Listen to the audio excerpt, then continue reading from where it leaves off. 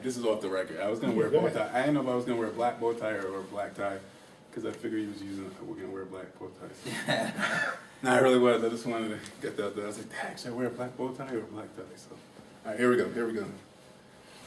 Welcome to Mike Nice Talking the Talk. I'm your host, Mike Nice, nicest kid around. Today I have a special guest. I have CNN correspondent and founder and principal of Capital Preparatory Magnet School in Hartford. I have the one, the only, Dr. Steve Perry. Thank you for joining me again. I know we spoke in a couple years ago. My executive producer and I went to your school. You had to have a beautiful school, and now you're here at my school at Southern Connecticut.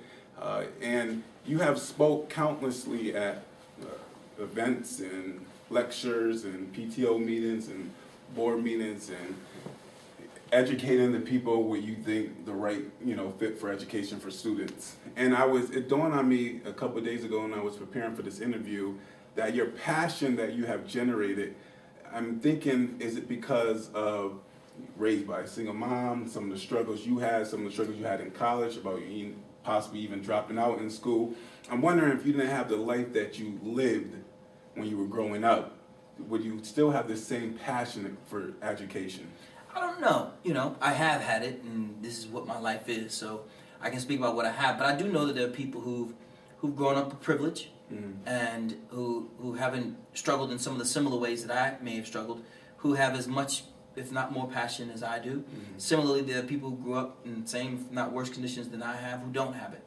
I think it's not so much how you grow up, but it's how you view how you grow up. Now, when you founded this school, Capital Prep. Capital Prep, Capital Preparatory Magnet School in Hartford, is it meeting some of your goals now? It could always get better, but it's a solid school. Right. It's the kind of school that I want to send my own sons to and do. I'm a firm believer, because I was raised by a single mother as well, a strong, beautiful, determined mother who kind of pushed me through high school. High school was kind of a struggle for me my last couple of years. But I'm a firm believer that a student has three ways to learn. At home, of course, starts at home with their parents or their guardian. At school with the teachers or professors, and themselves. So, education nowadays for students, sometimes I know you feel, and a lot of people also feel, that they're not getting the best of their knowledge in school. So I was wondering, is there exactly one finger to point? I mean, is it the parents, is it the individual, or is it the school? 2/3 of the responsibility falls on the schools. Because we're paid by the community to provide the community with a quality education, and we're not doing it. What about, is it fair to say though, nowadays though, students, and maybe I'm talking about my generation, but also the generation that's in school now, that students nowadays are not as highly motivated to learn on their own besides school? Is that a fair statement? No, kids have always wanted to learn. Students always want to learn. When you meet somebody who's a great instructor, you want to learn. And so when that person inspires us, we want to learn. Right. I don't think that generations gone by were more intrigued by learning than this one. I know studies showed, and I know a few areas in Connecticut, but I know definitely throughout the world, that African American teachers get paid less than, let's say, a white teacher. No? No? Not at all. In fact, there's no color driving the establishment of payment of teachers in this state or any. Because I read it on an article online, and You gotta be careful about that. No, definitely. I read it, and I should have sorted the site. I forgot it, but I did read it online a few weeks ago, and they were saying how African Americans, particularly men, are dropping out because of because they're more stressed and they're not getting paid as equally as probably maybe a white. Somebody teacher. guessing. And Okay. I don't know any part of that to be true. Okay. I've not heard any. I've not seen any, and I've never read any study that black men in particular are more likely to drop out because they get paid less, and they don't. Why do you think teachers nowadays are not teaching the kids to their full potential? And if not, why? I think that the school system is not designed to meet the needs of the modern student. And it doesn't take into consideration what we know about brain research. It doesn't take into consideration what we know about overall learning strategies. We're still trying to fit an old model into new demands. few months ago, back in November, you stated, you posted something on Twitter, and paraphrasing because I don't remember it, but please stop me if have taken it out of text, saying that basically, you know, can't give up, we have to stand up, we have to fight. So I guess some people took that out of context. They did. It blew up a lot of controversy. Do you regret saying that? Hell no. Why do you think people took that context? Well, I don't think. I know. Mm-hmm. I know that the person who posted it is an individual who's paid by the union, the teachers' union, Mm-hmm. to say mean things about me. Right. He has no soul and no purpose, Mm-hmm. and he therefore spends literally every day trying to find something, anything to say about me. Now, before that hit the fan on Twitter, the whole, I guess, and It didn't hit the fan on Twitter. It was really okay. 40,000 people are on my Twitter feed. Mm-hmm. Not one person on my Twitter feed responded to it negatively. Okay. Not one. Right. In fact, it wasn't until days later, after this guy emailed it to the Board of Education and to every news outlet, Right. and then the then president of the Board of Education got himself wound up in some foolishness that he should have just stayed out of, Right. because it was just petty childishness. Now, at that time, you wanted the schools in your community to kind of operate the same structure of the school. It actually had nothing to do with anything going on in our community. Okay. If you read I didn't take it down. Mm-hmm. If you read the things that I said before, and I was talking about how black kids and Latino kids are the least prepared for education, formal education. I talked about how our students are the least likely to be prepared for college, and how enough is enough. Mm-hmm. The only way you lose a fight is to stop fighting. Right. And so I said, strap up, there are going to be head injuries. Mm-hmm. Strap up, Right. helmet, Right. to avoid head injuries. Right. It's a metaphor. Right. I could have said, get ready for war. Right. I could have said, be prepared for battle. It's any metaphor. And when And you wrote that, you didn't think anything, nothing of it? I still don't think anything of it. Right. I still don't think anything of it. Mm-hmm. I'm not sorry. Mm-hmm. Nothing to apologize about. People get caught up in silly politics, and they apologize for stuff just because they think it's going to get them off. I don't. Why would I apologize for something I didn't do wrong? Right. I know your school has a 100% rate for the lower income kids going to a 4-year college. Do you ever keep up with those students and how much? Yeah, I just saw one of them at the dining hall. What are like? Do you have like a percentage of those kids who kind Over of 80% of them. finish the 4-year? Yeah. Oh wow, that's good. When you see those results and we get those statistics, what do you think about, and what does that say? I think I am blessed to be on a very good team. Mm-hmm. I've put together a very, very good team of educators. I'm blessed to have access to amazing kids. Mm-hmm. And I'm saddened that not enough children have access to the same thing, because my kids and all that they are, they're not special because they're different or born smarter. They just got an opportunity that other kids didn't. Mm-hmm. And I don't think that that's cool. Right.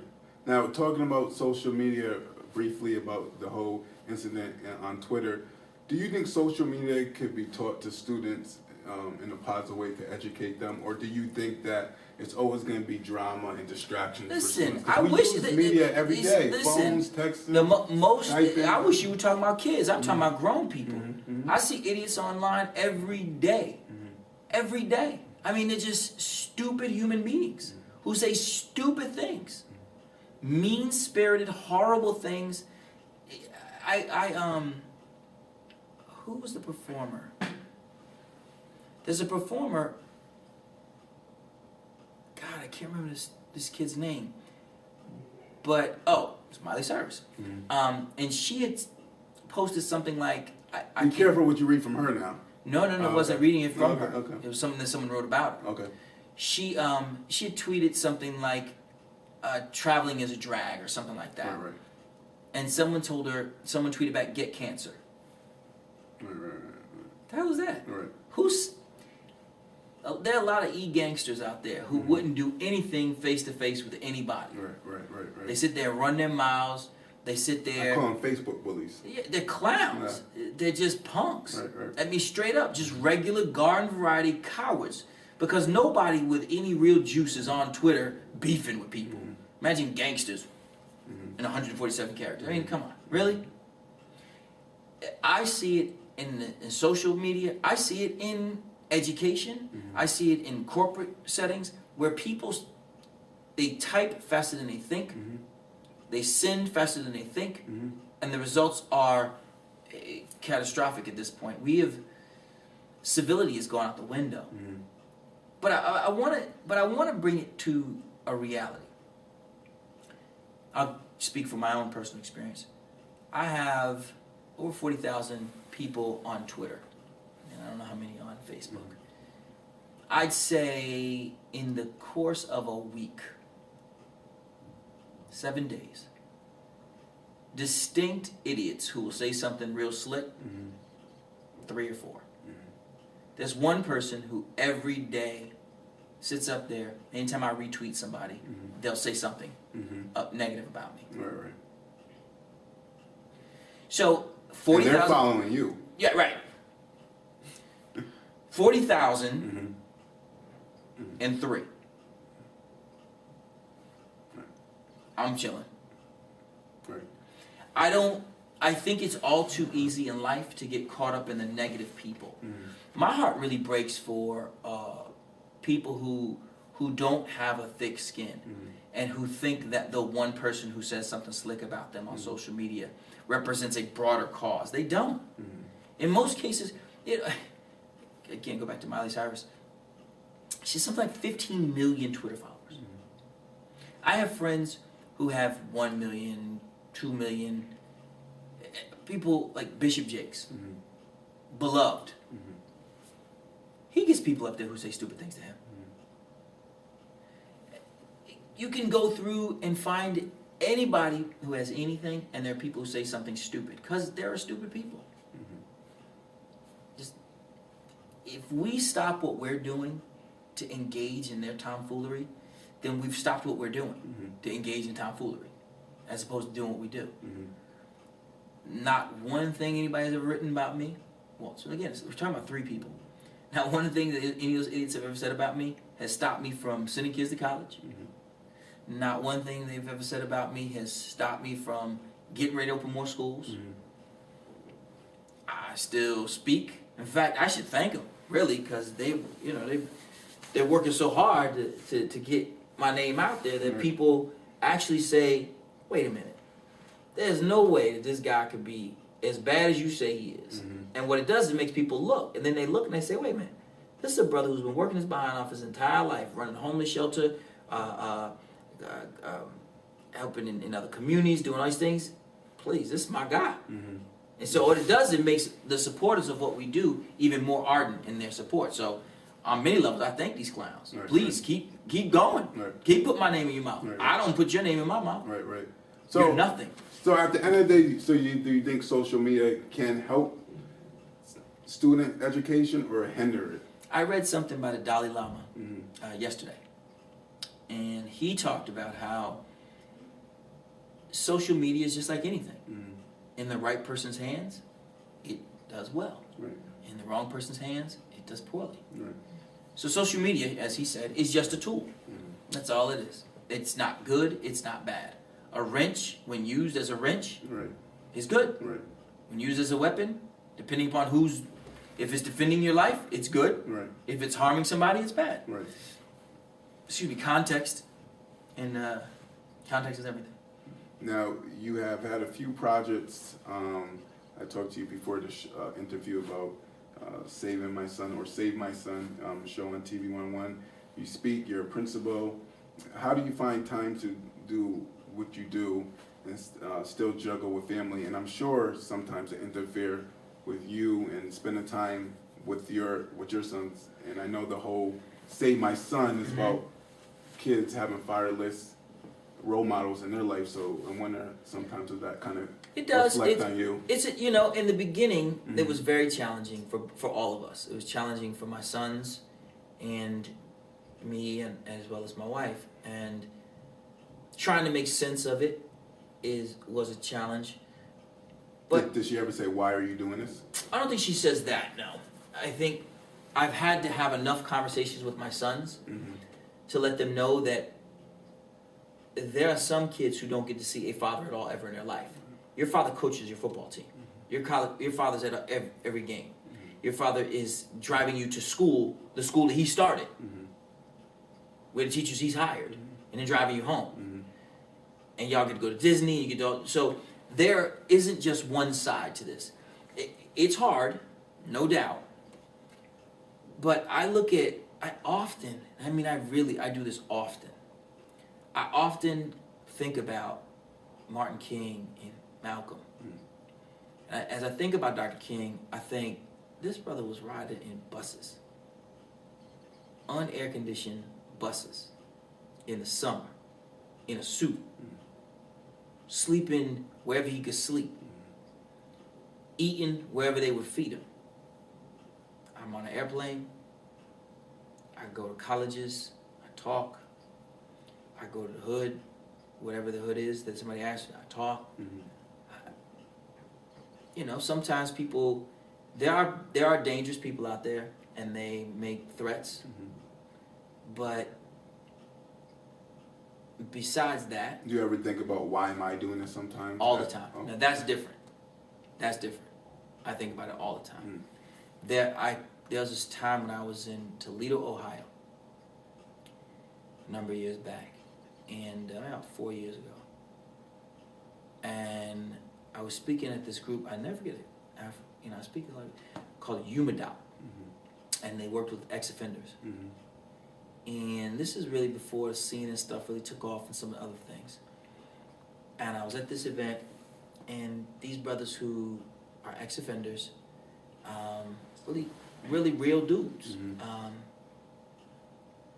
came up to me after I'd spoken, and they said, "Brother, we will follow you anywhere.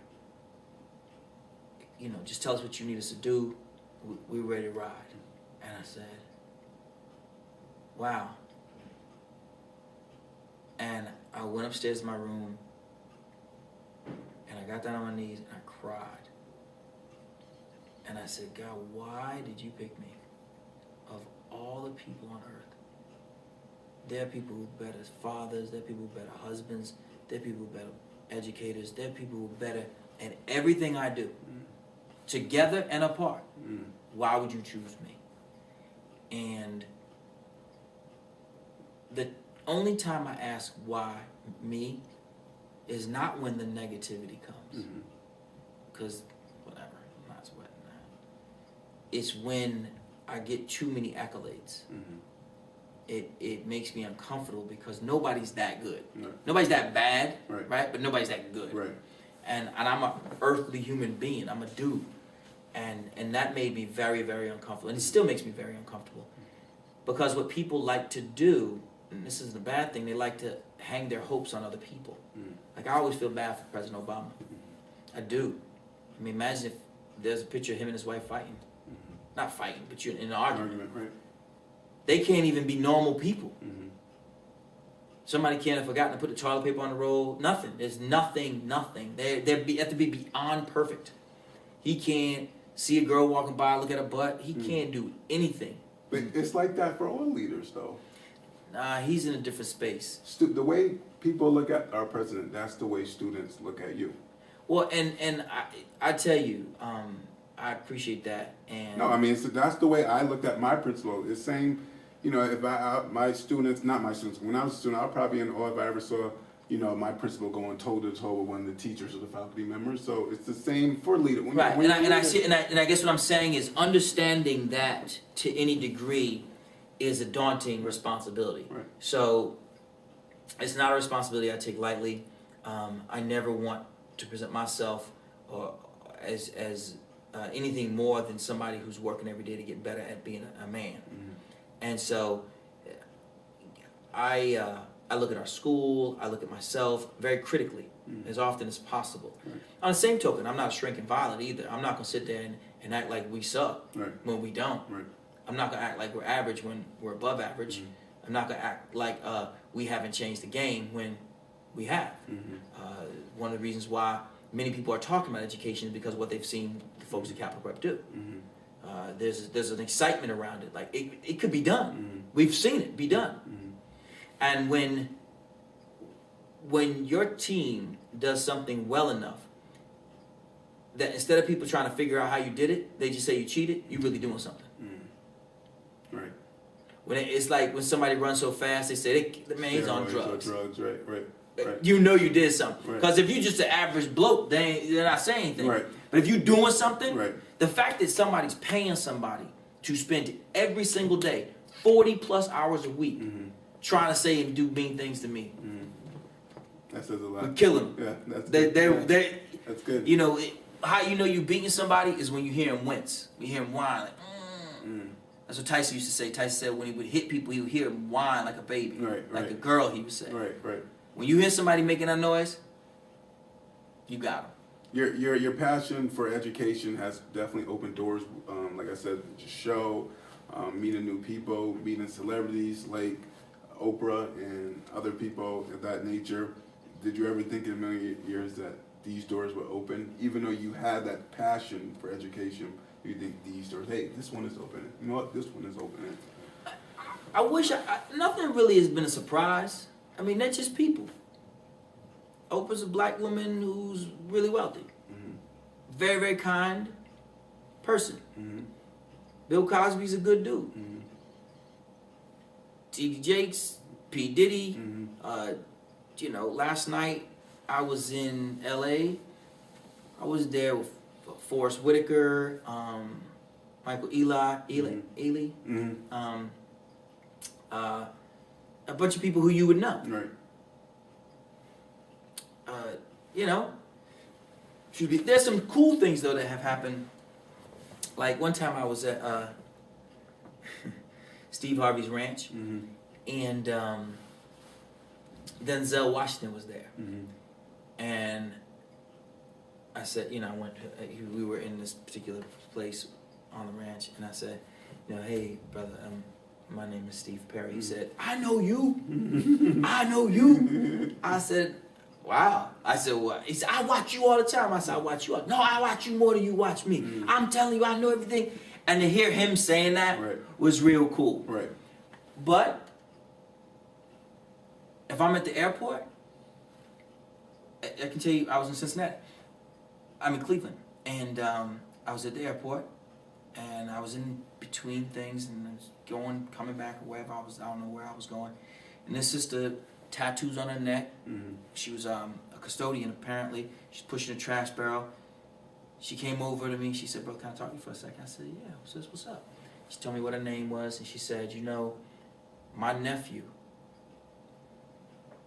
was in a lot of trouble. She said, my sister and I, because he ain't got no father, Mm-hmm. sat down and made him watch Save My Son. Every single week we watched it. Said by the end of the season, he's a changed kid. Wow. She said, you saved my nephew's life. Wow. Denzel saying he watches me on TV. This kid saying, this woman saying it's a child's life. Right. Love Denzel. Right. No questions. No thought. Not even close. Right. I didn't get into this to be on television. Mm-hmm. I didn't get into this to gain acclaim. Mm-hmm. That I have, I'm not going to run from it. Right. That opportunities present themselves, I'm not going to run from them. Mm-hmm. I didn't want to do Save My Son. Mm-hmm. I told him no for at least a year. Right. I told him remember no. you were telling me, yeah. I didn't want to do it. Right. I just straight said no. Yep. Same way I said no to being the superintendent of Newark, New Jersey. Same way I said no to any of the superintendent searches in places like Charlotte and Dallas, or the commissioner's job of the entire state of Nevada. Mm-hmm. I said no all those things out of hand. I just didn't want to do them. Mm-hmm. I wanted to be the principal of Capital Prep. Mm-hmm. All those other jobs, some recent ones that until the person is hired, I don't feel it's fair for me to say that I've been asked to be considered for. I want to run Capital Prep. I want there to be more Capital Preps for more kids. And now, before you even go on, for people who are confused, because I'm kind of confused, and I know I told my sister about this, the first interview we had a couple years ago. So your school is a magnet school, But so tell the viewers the difference really between a magnet and a charter, because a lot of people are saying that you have a charter school. I do not have a charter school yet. But that's the saying for a couple years that Dr. Steve Perry has this wonderful charter school, but it's a magnet. Most people don't understand. So bottom line is this. Right. I break it down like this. So there are a couple classes of schools. So just think of private schools and public schools. Right. So private schools are schools that people can either pay tuition for, or schools that are run by a private organization. Right. So private school is the equivalent of Quinnipiac and Southern. Mm-hmm. Quinnipiac is a private school. Mm-hmm. Southern is a public school. Right. That's all it is. Right. Public school means that the money comes from the state and the federal government. Right. Doesn't mean the private schools don't get that as well. Right. They do. So along this line, so there are Catholic schools, traditional prep schools, and then there are charter schools. Now, charter schools are typically what they say publicly funded, Mm-hmm. privately run. Mm-hmm.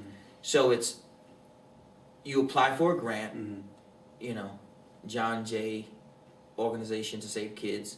You apply for a grant, you get the grant to run a school. You have to answer to the state. They're the ones who grant you the school. Right. A magnet school, so they work for that not-for-profit organization. Right. Or the for-profit organization, but they work for an organization that's not the state. A magnet school is on the other side of charter schools. It's a themed public school that doesn't just draw from one neighborhood. Mm-hmm. So a neighborhood school like Buckley or Bassett Right. draws from a neighborhood. Right. Or Hill House, they draw from a neighborhood. Right. Neighborhood school. There's a neighborhood school.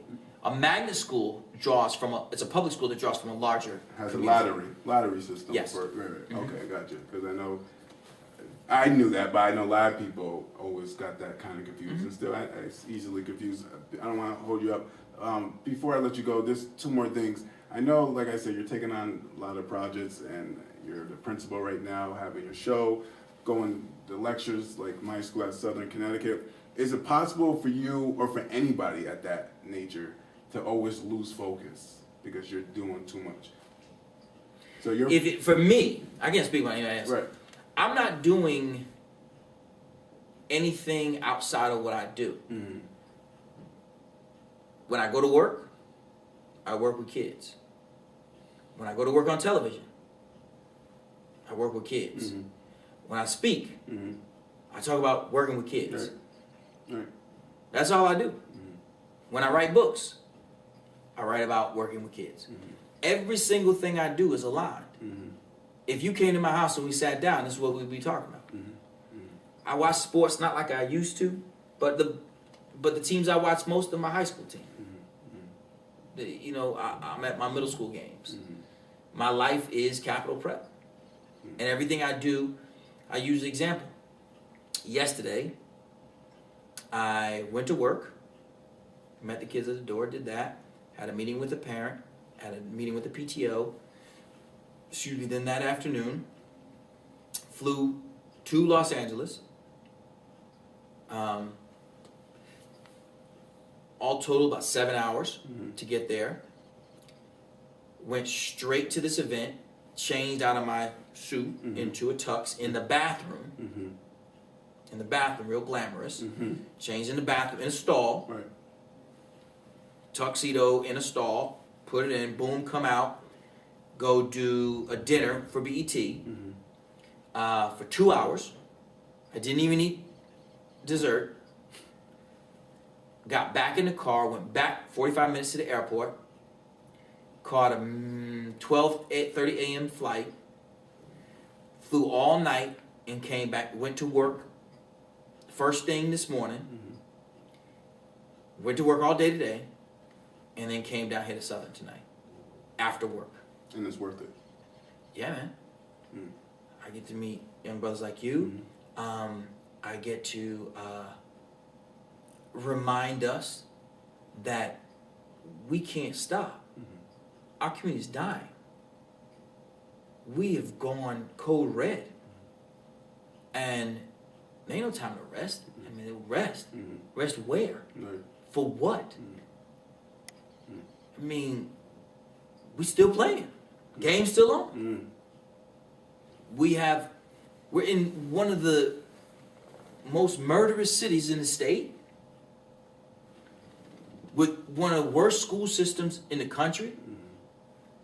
Stop. If I just did work just here, it would take my lifetime to finish it. Just here in New Haven. Right, right.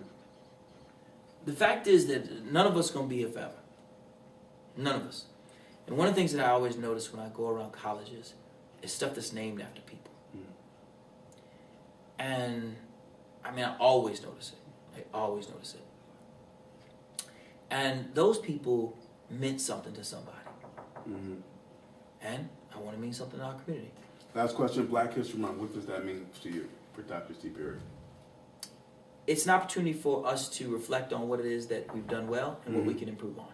All right. Thank you. This is the Mike Nice Talker Show, and this is Dr. Steve Perry. Thank you. Good luck today. Thank you. Come in.